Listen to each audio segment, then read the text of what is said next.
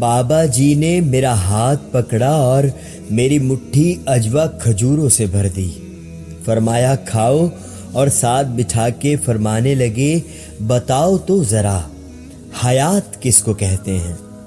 میں نے بے ساختہ کہا زندگی کو۔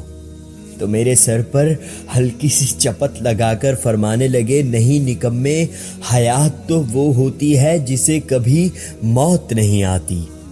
دیکھو نا اللہ تعالیٰ کا ایک ایک لفظ ہیرے یاقوت و مرجان سے زیادہ پیارا اور قیمتی اور نصیحتوں سے بھرپور ہے۔ اللہ نے یہ نہیں کہا کہ اسلام مکمل ضابطۂ زندگی ہے، بلکہ یوں فرمایا کہ اسلام مکمل ضابطۂ حیات ہے، اور حیاتی تو مرنے کے بعد شروع ہوگی، جسے کبھی موت نہیں آئے گی۔ پھر گلاس میں میرے لیے زمزم ڈالتے ہوئے فرمانے لگے کہ میرے بیٹے، اللہ نے زندگی دی ہے حیات کو سنوارنے کے لیے، نہ کہ بگاڑنے کے لیے۔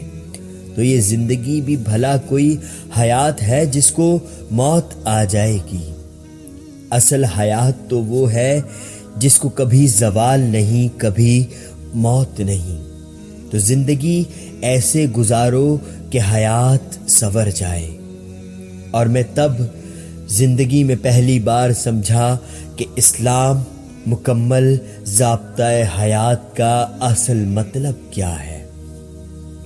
زندگی رمضان کی طرح گزارو، موت عید کی طرح نصیب ہوگی۔ کل نفس ذائقۃ الموت۔